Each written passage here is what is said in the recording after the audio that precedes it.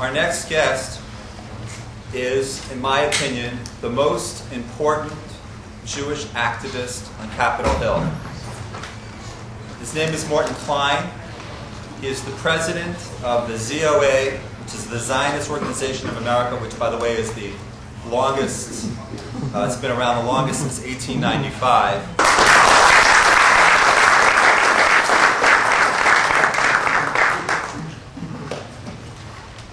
Thank you so much, Steve, for that very kind introduction. I'm sorry I didn't have time to write a longer one for you to read that first.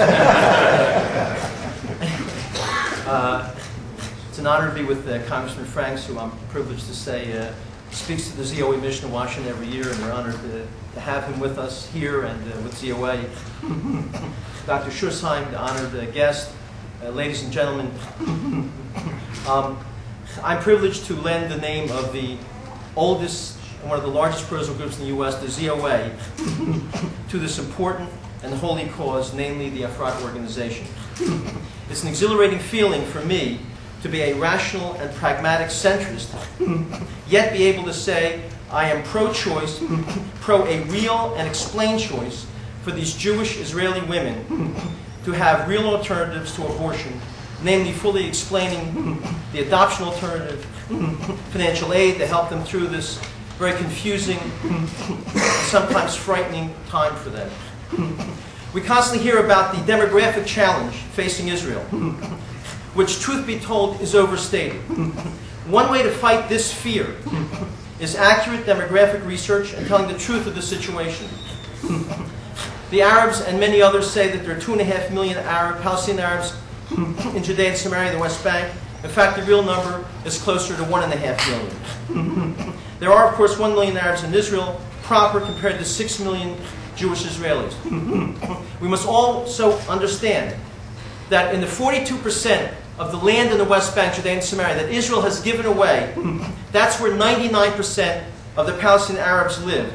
The other 58% of the West Bank, Judea and Samaria, is almost entirely uninhabited, except for 250,000 Israeli Jews. But another effective way to fight the demographic challenge is the organization of Efrat. Through their comprehensive programs, tens of thousands, as you know, of Jewish Israeli children and their future offspring's lives have been saved.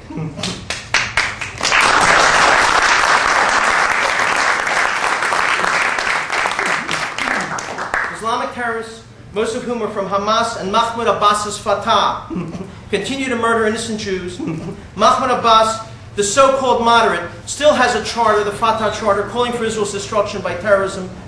Only last month he made a major speech in Ramallah saying we have a legitimate right and must aim and direct all of our rifles at the Israeli occupation. This is the moderate. They're murdering Jews every day.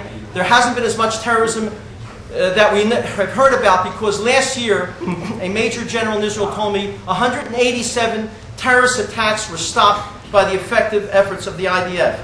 Efrat is helping to offset this horrific loss of Jewish life. You know, as president of a nonprofit 501c3 charity, I'm used to taking money from people. But in the case of Efrat, I have made an exception. I'm proud to say I give money to Efrat.